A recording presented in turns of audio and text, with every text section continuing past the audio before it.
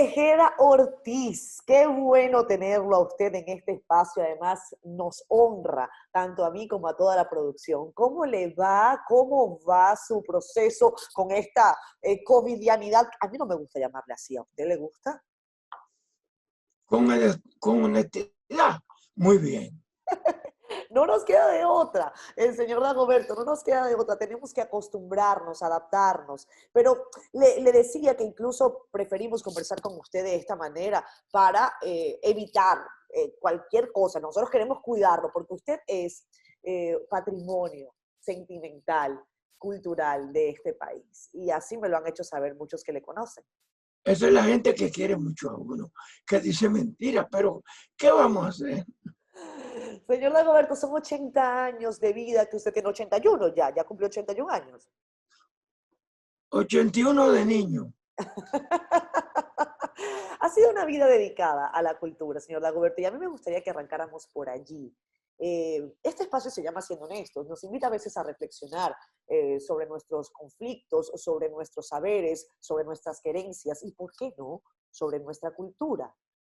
Hablemos de manera honesta sobre la cultura del pueblo dominicano. En mi casa había una panadería y yo siempre iba a ver haciendo el pan a los trabajadores, porque se hacía con un bolillo de metal. Entonces, cada vez que hacían un pan, ellos iban rítmicamente cantando. Esto hizo que yo fuera relacionándome con todos los panaderos que habían en mi casa. Cada vez que tenían una fiesta en su casa, me invitaban. Así yo comencé a ir a las velaciones, comencé a ir a los palos, a los atabales, y comencé entonces a descubrir toda la humanización que implica convivir con el pueblo, compartir un café, compartir un mangú, compartir un queso, compartir aguacate. Y esto entonces poco a poco me fue dando eh, cada vez un mayor interés por todo lo que era la expresión popular. Y nada, eh, conviví con el pueblo, aprendí del pueblo y por eso decidí irme para Brasil a estudiar sociología. ¿Y qué encontré en Brasil? Que me acerqué a la favela, me acerqué a la gente, comencé a aprender. Allá incluso conocí los movimientos mesiánicos de curandera que se habían convertido en leyenda. Y por eso, desde que yo regresé, lo primero que hice fue, en mi pueblo había una leyenda de una curandera que vivía en las montañas que se llamaba Viviana de la Rosa. Ajá. Cogí para donde Viviana, me acerqué con ella y me enseñó el mundo. Era una curandera de la región entera, de San Cristóbal, de Baní. Y ella fue la que me enseñó lo que solo el espíritu puede ver, lo que uno siente cuando la gente llega con fe, el poder de la fe. Pero era una mujer extraordinaria, era una mujer que cuando llegaba un peregrino, ella le decía, tú vienes donde mí, tú vienes a esto, a esto, a esto. No, ella curaba mucho por la orina. Y entonces le decían, yo traje esta botella llena de orines. Y entonces ella miraba al sol y hacía un diagnóstico de lo que tenía. Entonces le daba instrucción y le decía, vete. A veces le decía, cuando tú llegues, esa persona está sana. Y Viviana se convirtió en una leyenda. Incluso hay una anécdota que yo hice un libro sobre esa curandera. Y hay una anécdota de que una vez los Lluveres, que son una familia muy conocida en la montaña de San Cristóbal, andaban con Trujillo a caballo. Y entonces llegaron donde ella, porque era respetada y querida por todo el mundo. Y ella le dijo a Trujillo, usted viene ahora montado como guardia, yo le aseguro que usted va a ser presidente de este país. Ajá. Y así fue. Un libro esa anécdota, pero era una mujer extraordinaria, era una santa que tenía una ramada donde había muchos enfermos y ella era la curandera. Y ahí todavía hay una cueva, se llama la Cueva de Mana, donde ella iba a hacer curaciones. O sea, Viviana en Mana y en toda la región una leyenda. Yo hice un libro sobre ella y aprendí con ella. Señor Tejeda, hablemos de esa influencia que algunos desdicen de nuestros países, ¿no? De esa mística, esa magia que nos envuelve y de la que además se ha escrito tanto. El realismo mágico típico de García Márquez y cómo esto que se vive en estas tierras no necesariamente se aprecia en otras. ¿Por qué República Dominicana considera usted es territorio de magia? ¿Es? Territorio de magia.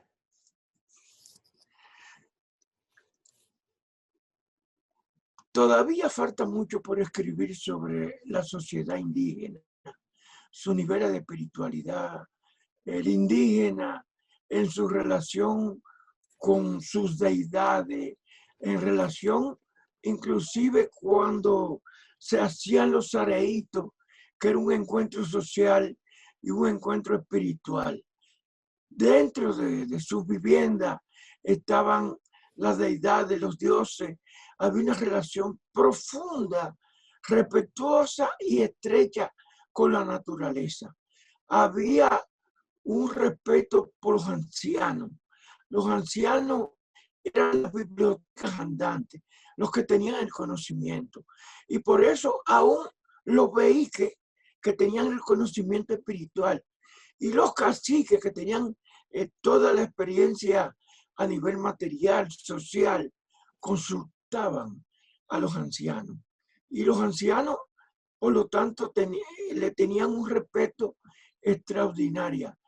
Por eso, aún cuando llegaron los africanos, ocurrió lo mismo. Cuando se murió un anciano, siempre se decía, se quemó una biblioteca. Así es, así es. Eh, Don Dagorde, pero ¿por qué? Yo quiero interrumpirlo. no, no, no. ¿Por qué se es? Sí, porque la idea de esta conversación, y a veces el Zoom no nos lo permite porque yo no le puedo agarrar por el brazo y decirle venga para acá, y usted sabe cómo se trata estas conversaciones. ¿Por qué es que se ha escrito poco sobre el tema de nuestras culturas ancestrales acá en la República Dominicana? ¿Por qué tenemos ese hueco, ese vacío histórico, que también podríamos calificarlo como un vacío cultural? Usted dice que se acercó a la cultura por iniciativa propia, pero ¿qué decir de nuestros niños? Porque la mayor parte de los intelectuales nuestros y de los investigadores nuestros son alienados, dependientes, en una relación de que siempre están de espaldas al país y de frente al exterior. Se avergüenzan de lo que somos, se avergüenzan de lo que tenemos. Sin embargo, cada vez que un extranjero viene, se enamora. Eso es completamente paradójico. Hay esa dependencia, esa visión despectiva de parte de la mayor parte de los intelectuales, cuya mirada y cuya conciencia, incluso cuyo gusto están en Europa. Usted sabe que, por ejemplo, y se lo comparto, cuando hay alguien que manifiesta alguna suerte de tendencia hacia eso, hacia lo mágico, hacia lo espiritual, yo he escuchado en algunas líderes decirle a alguien, no, eso es una gente que es inculta, eso es una gente que usted sabe, gente de campo, gente de pueblo. Y yo a veces digo, bueno, yo no sé quién es más inculto o quién, no sé si me comprende, pero en todo esto hay una suerte hasta de tema cultural, hasta sociocultural y económico, ¿no? Porque para esos intelectuales, todo lo que hacía el pueblo, todo ese espacio de resistencia, de lucha, de identidad, del mantenimiento de lo que somos. Para ellos eso no era cultura. El concepto de cultura está ligado a la academia. Entonces, el que no sabe leer y escribir, para ellos no tiene cultura. Y eso es un gran error. No hay ninguna persona que no tenga cultura. La cultura es esa relación con las otras personas, con la naturaleza y con las deidades. Todo lo que el hombre hace y la mujer es cultura. Entonces están totalmente errados. Por ejemplo, hay manifestaciones como la zarandunga en Baní.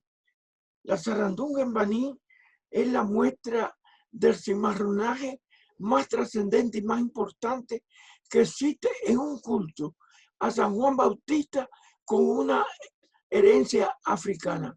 Sin embargo, durante más de 100 años, los cronistas, los investigadores que iban a Baní nunca hablaron de la zarandunga, porque entendían que eso no era cultura, entendían que eso era de gente bruta, analfabeta, y que por lo tanto la cultura implicaba un refinamiento y un esteticismo académico.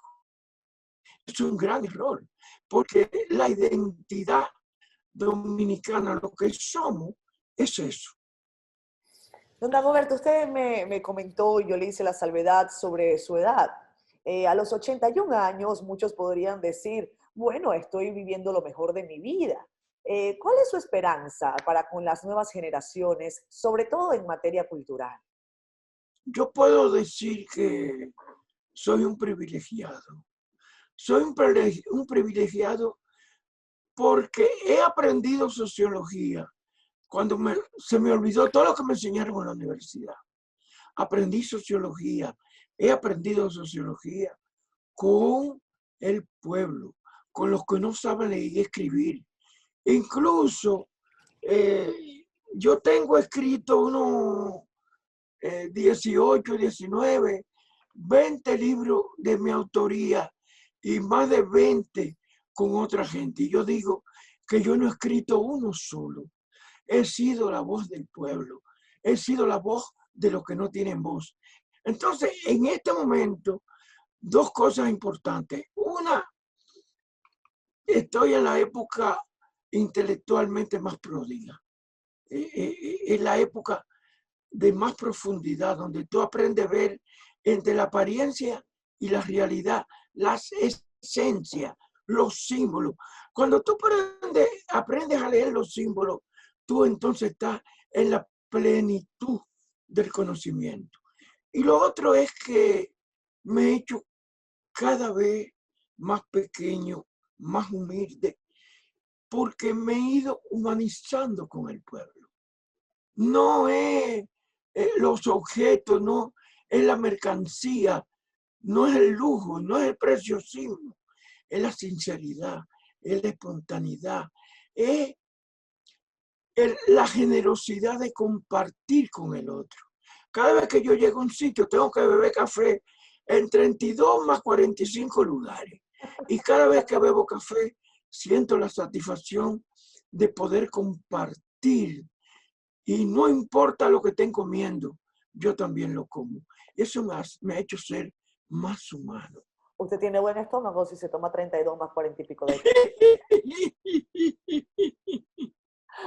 Es que el pueblo cocina muy bueno. Es Sin cierto. sopita, no, el pueblo cocina muy bueno. ¿En dónde usted se ha tomado el mejor café? O mejor dicho, voy a replantear la pregunta. Dígame en dónde usted se ha tomado el mejor café y con quién se ha tomado usted el mejor café. Son dos preguntas diferentes. Yo tenía y tengo más de como 18 años estudiando en las cachúas de Cabral, porque la mayor parte de mis libros son eso. Por ejemplo, la zarandunga, yo tuve como 20 y tantos años estudiándola. Ya llegó un momento en que yo decía, bueno, hasta aquí llegué, el próximo que venga va a comenzar aquí. Okay. Y esto hizo que un día era como la 1:30, las 2. Yo estaba en la parte rural de Cabral, en Barahona, estudiando las cachúas. Y entonces yo andaba caminando y no había comido. Cuando miraba a mucha gente, lo que veía era un crucigrama del hambre. Y me fui acercando y en una casa, enfrente, en una mecedora, había un cachúa como de 80 años, con el traje quitado por la mitad, con un plato que yo no le veía la cara. Era una moña de ese tamaño. Y Don Dagoberto, entonces, perdón que lo interrumpa, porque hay quienes ven este programa y no son de República Dominicana. ¿Qué es una cachua? la cachúa son los diablos que en el carnaval, en la Semana Santa, salen en Cabral.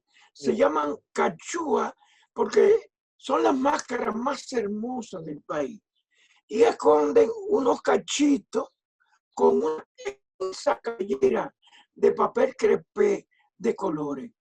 Cuando ellos van corriendo, son las máscaras que más movimiento tienen porque es un arcoíris danzante Claro, claro. lo que va corriendo, porque hay un sonido que es musical con un colorido extraordinario. Esas son las cachúas, Entonces las máscaras más. volvamos al relato anterior. Entonces usted se consiguió esa cachua allí.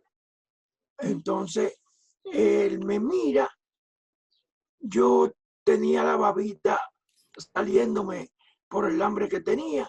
Ajá. Y él me dijo, no, espérate, fue a la cocina, partió la comida en un plato y yo me senté a comer. No, no, no, muchachos, ven. Y yo fui corriendo. Después que terminamos, él me dijo, ahora yo te voy a hacer un café especial.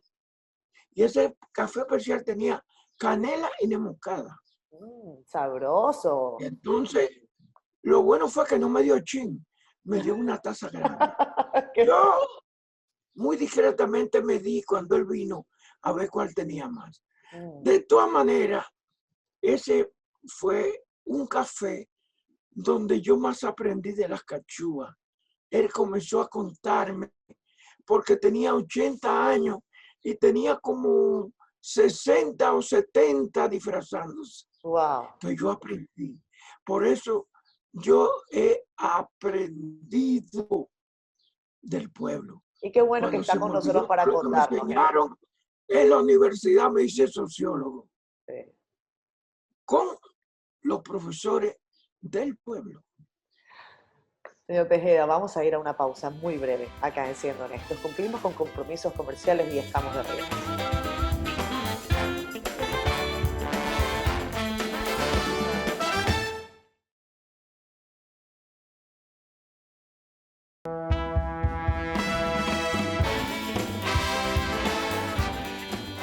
Regresamos con más. Dagoberto Tejeda con nosotros, él en su casa, nosotros en el estudio, porque tenemos que cuidarnos todavía. ¿Usted se va a vacunar, señor Dagoberto?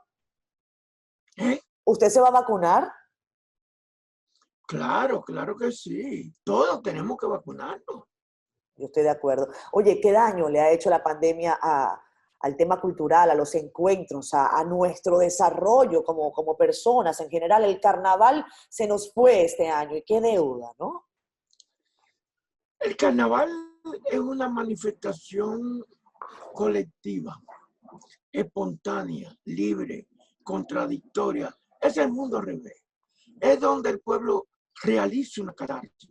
En un espacio de libertad, él va si quiere, se viste si quiere, se viste de lo que quiere, se va cuando quiera. Entonces, es un espacio realmente libre, es un espacio donde hay una democratización episódica. Yo soy dueño, yo me disfrazo muchas veces de lo que no quiero, otras veces me disfrazo de lo que quiera y la mayor parte de las veces lo que te niega la sociedad te lo da el carnaval. Entonces ahí tú puedes ser un príncipe, tú puedes incluso poder realizarte. Por eso el carnaval es la contradicción de la pandemia. La pandemia es el aislamiento, la pandemia es la separación física, nos quitan el olor y el sabor Así. con estos tapabocas. Entonces, de ese punto de vista, pienso que esta época no es de carnaval, en el sentido colectivo de participación. Yo pienso a nivel barrial, yo pienso que esto es una época de reflexión, de ver, hemos caminado hasta aquí, hemos caminado de esta manera. Yo pienso que debemos caminar hacia allá, pero se ha impuesto incluso una visión comercializadora, donde esas actividades no guardan realmente el distanciamiento físico, no hay posibilidades y creo que es una irresponsabilidad. Yo pienso que el carnaval se queda para el año que viene, porque lo que tenemos que pensar es que esta pandemia no va a durar para siempre, es Claro. transitoria. Entonces, cada tiempo exige una respuesta. Cada maestro tiene su librito y esta es la época de la reflexión de lo que hemos hecho, mirando hacia dónde vamos a caminar en el carnaval. Hablemos de eso, de hacia dónde vamos con el carnaval. Si hay alguien al que uno debe consultarle sobre el carnaval, sobre sus perspectivas acá en la República Dominicana es a usted, señor Dagoberto. ¿Cómo ve el futuro del carnaval de la República Dominicana? Yo le digo, mi familia, yo nací en Venezuela, los carnavales del Callao son apasionantes, me encantan, pero además mi familia, tanto Yo materna he como ido, yo he ido, paterna, yo he ido, son una yo he maravilla, ido, yo he ido, una maravilla. Y yo los he días, ido. qué bueno, y los diablos danzantes de Yare ni hablar, también guardamos esa conexión única y vibrante. Pero mi familia materna y paterna proviene de las Islas Canarias, en donde también el carnaval es pura vistosidad y además es una referencia tanto turística como económica para esas islas. Ese futuro de la República Dominicana en dimensionar al carnaval como se merece. Yo pienso que esta época es realmente la oportunidad para reflexionar sobre qué. El carnaval es una manifestación, primero, espontánea, es el personaje del carnaval, el actor del carnaval es el pueblo. Hoy, en este país, una reivindicación popular, porque con la eliminación del periodo trujillista, donde prevalecía el carnaval de salón, el carnaval de la élite, un carnaval de una relación política completa, eso ya desapareció. Y el carnaval hoy es el protagonismo de los barrios, el protagonismo del pueblo. Pero en este momento, hasta donde hemos caminado, nos han ido acompañando tres cosas que pienso que tenemos que superar. Lo primero es la comercialización, en el sentido de la privatización, querer privatizar el carnaval, y esa privatización implica la eliminación de las manifestaciones espontáneas populares a niveles locales que son la esencia de la identidad del carnaval. Léase esas manifestaciones que solo pueden darse en el carnaval.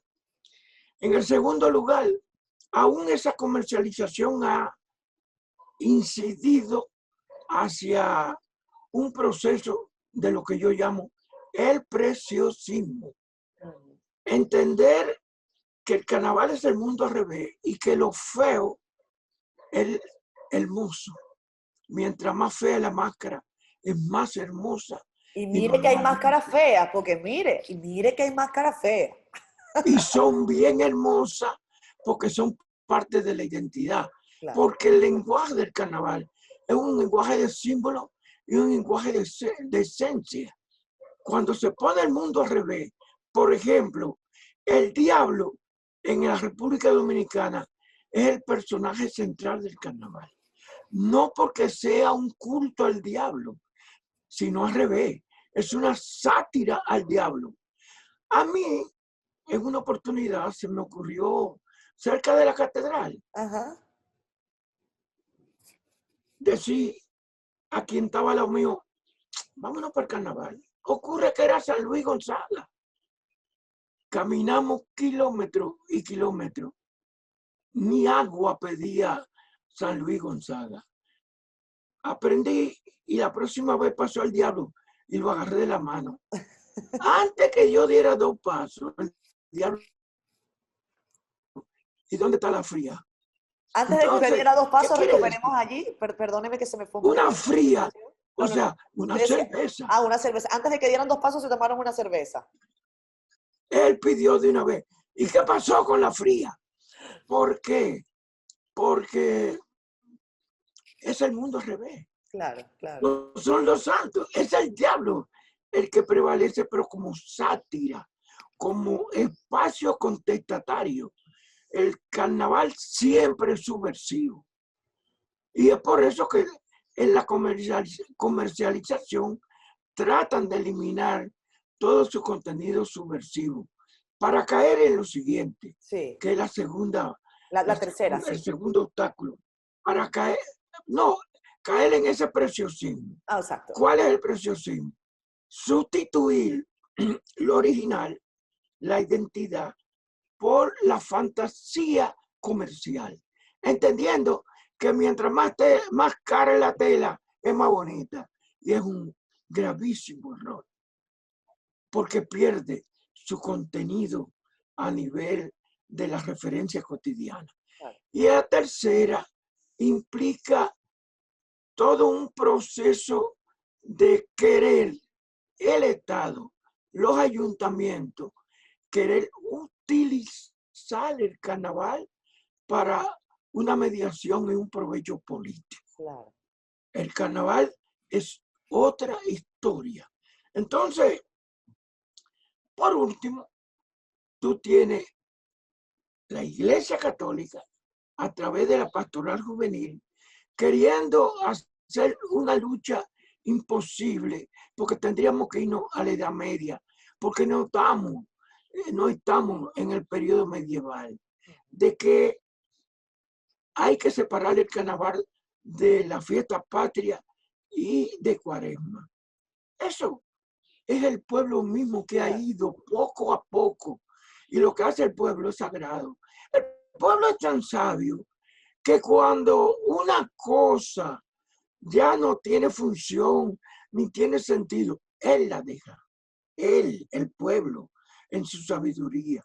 Entonces, hay casos, la pastoral juvenil ha ido insistiendo en todos los últimos años en lo mismo. Hacemos una reunión, hacemos una discusión, llamamos un consenso y el próximo año ellos hacen todo lo contrario. Lo mismo pasa. Ustedes no van Ustedes a... están peleados con la pastoral juvenil. No, lo que estamos es diferenciados. Claro, claro. Hay mucha gente muy buena y que yo quiero mucho ahí, Es cierto. pero están equivocados. Lo otro es que nadie va a creer que en algunos lugares los cristianos, o sea, religiosos no católicos, son peores que los católicos. Estoy hablando del caso de la Romana, donde habíamos comenzado durante 5 años un proceso de transformación del carnaval y se había convertido en una manifestación extraordinaria. Los pastores protestantes, evangélicos, han asumido de que eso es totalmente diabólico. Hay que eliminarlo y con el síndico, con el alcalde, lograron que hace 5 años el carnaval ha desaparecido en la Romana. ¿Quién está llamado a proteger el carnaval, don Dagoberto? ¿Quién? ¿Quién está llamado? El Estado. ¿Y qué pasa? No a manipularlo. No, pero me refiero a cuidarlo en su esencia, como manifestación cultural, como manifestación de lo que somos. A usted le puede gustar. Mire, yo le voy a decir, a mí me puede gustar mucho o no mis orejas. Por ejemplo, a mí no me gustan mis orejas. Pero bueno, así soy, me acepto y me quiero con ellas. ¿Qué voy a hacer? El Estado tiene que asumirlo, le guste o no. Pero sobre todo, cuando el carnaval es la manifestación de la cultura popular claro, más trascendente del país con una dimensión nacional. En el 1983, esa señora que está ahí, que es un resplandor, una señora muy seria que yo adoro, que se llama Milagro Ortiz, José Francisco Peña Gómez, Fello Suberví y yo nos juntamos para hacer el desfile nacional de carnaval. ¿Qué era y qué es el desfile nacional de carnaval? Que se ha hecho desde entonces sin interrupción. Era poder juntar, traer de todos los pueblos su carnaval para mostrar en un solo escenario la riqueza y la diversidad que es la identidad del carnaval. Y eso nosotros tuvimos una visión. Primero, que el Estado tiene que ser protegido, defendido por el Estado. Segundo, de que tiene que ser la expresión de nuestra identidad. Por ejemplo, nosotros en ese proceso del desfile nacional, lo primero fue que no le dimos el apoyo como se le daba tradicionalmente a las carrozas para que el apoyo se le diera a las comparsas de los barrios. Segundo, ese rey Memo que todos proclaman de las élites, nosotros lo transformamos por quién? Lo cambiamos por Califé, que es la conciencia del carnaval, que es el personaje contestatario más trascendente del carnaval tradicional, del carnaval dominicano. Entonces, ¿qué significa eso? Que estoy totalmente de acuerdo contigo. El Estado tiene que propiciar el espacio y los recursos para que el pueblo haga su carnaval de la manera que él quiera y como quiera, que se vista de lo que sea y que haga lo que sea. Eduardo, antes de irnos a la pausa comercial, usted es un especialista en carnavales y a mí me gustaría preguntarle si usted considera que, por ejemplo, en la política hay más máscaras que realidad. No solamente máscaras, sino personajes. Porque en el carnaval, el hombre y la mujer a nivel cotidiano se transforman en lo que quieren ser, a veces fingiendo lo que no son. Y eso es lo que ocurre a nivel político. No solamente máscara, ni traje, sino también personal. Vámonos a pausa, ya regresamos.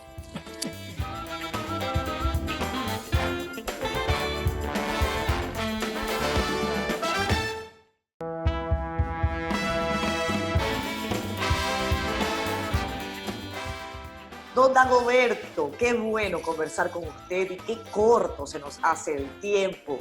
Mire, yo quiero que usted me diga, parece una situación hasta de índole administrativa, un error. Dicen que fue un error del gobierno haberlo suprimido de cultura. ¿Cómo sintió usted eso? Yo pienso que realmente fue un error. Yeah. Cuando llegan gente nueva y te dan una orden, tú ni lees, ni piensas, ni razonas, tú ejecutas. Lo interesante es que me cancelaron de asesor de la Comisión Nacional de Carnaval. Y ocurre que eso es un puesto honorífico que lo creé por el que no mismo, le pagaban nada. Que lo crié yo mismo de hace 20 años y que por mi pasión por el carnaval, sencillamente daba mi tiempo y me daba yo mismo en esa realidad. Bueno, ellos dicen que fue un error. Yo espero que me rehagan. ¿No lo han devuelto? Bueno, de palabra. ¿Pero no de manera oficial? Yo no tengo ninguna comunicación. Pero miren, vaya cosa, ¿no? Bueno saberlo, don Dagoberto, porque es destacable que además esa posición que usted creó, pues no tenga nadie, no lo tenga usted y alguien tiene que... Pero no me diga don a mí. Es verdad, a usted no le gusta que le digan don ni usted. Yo soy más carajito que todos esos carajitos que están por ahí. Mire, y hablando del tema estatal, hablamos en la parte anterior de la responsabilidad del Estado para proteger nuestro patrimonio cultural, nuestro acervo cultural, pero también, Dagoberto, te voy a tutear, desde el punto de vista, porque no lo digo yo, lo han dicho varios especialistas, tú eres patrimonio viviente de la República Dominicana. Eso es el que me quiere. El que te quiere. Pero has trabajado mucho tiempo para la cultura. ¿No hay temas de jubilación pendientes? ¿Tú estás interesado en eso?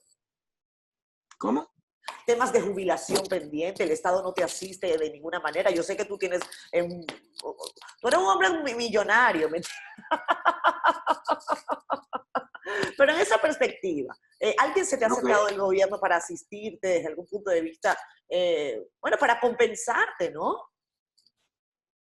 Bueno, a veces a uno, aún después de viejo, le salen sus vergüencitas.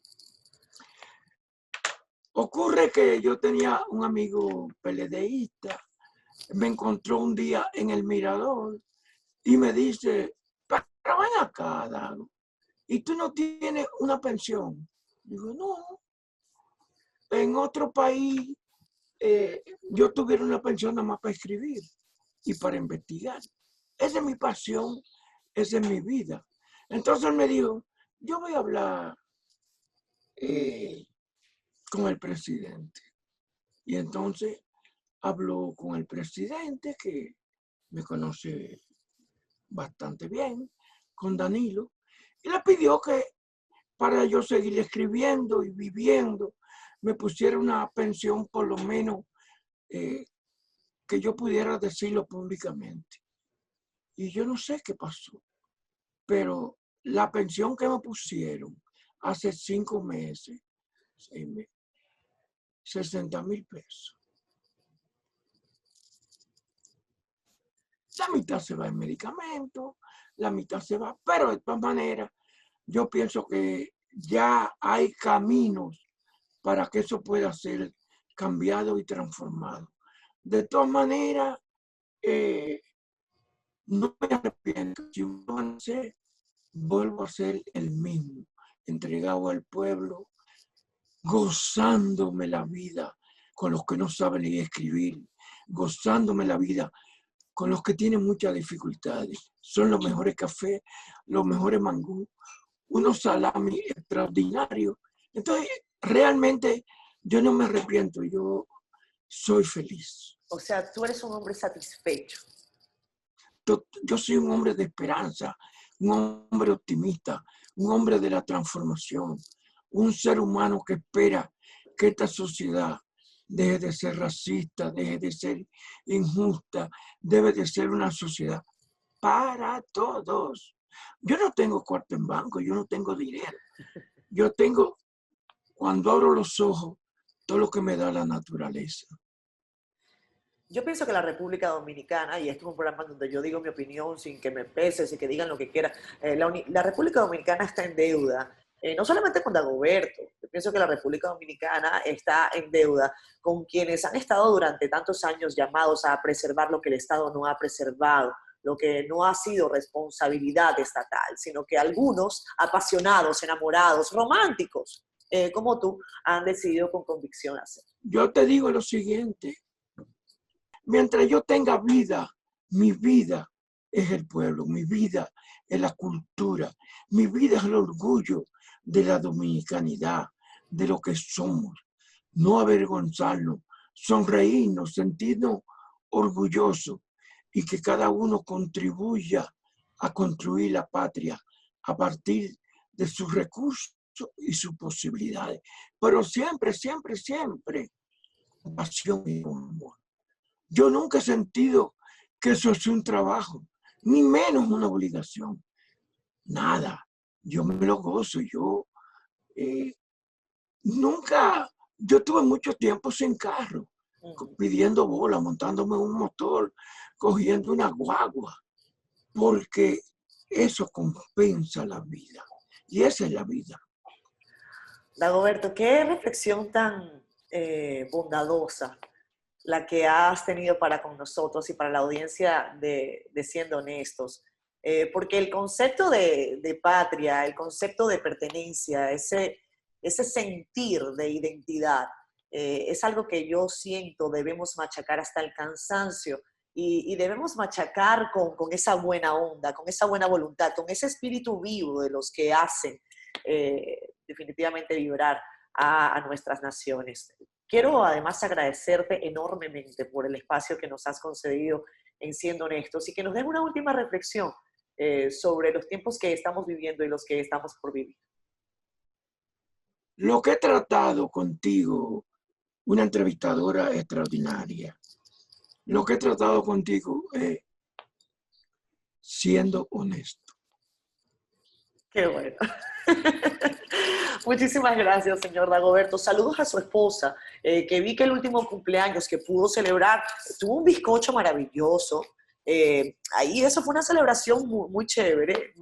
Al próximo cumpleaños, por favor, invítenme. Me va a gustar compartir con usted y con su familia algunas reflexiones. No, está una invitada. bochinchera, además. Está invitada desde ahora. Y te digo una cosa. Diga. Cuando yo me levanto, que abro los ojos, lo primero que hago es que me arrodillo. Gracias por esta esposa y gracias por esta hija. Qué bueno. Don Dagoberto, yo suelo cerrar este espacio con música y le pregunto a la gente, porque como el programa lo transmitimos domingo a las 10 de la noche, ¿qué le gustaría escuchar a usted aproximadamente un domingo a las 10 de la noche? Estamos hablando de carnaval, baile en la calle. Baile en la calle de noche, baile en la calle de día. Baile en la calle de día. Hasta luego, señor Dagoberto. Muchísimas gracias por estar acá en Siendo Honestos. Hasta el próximo. Gracias.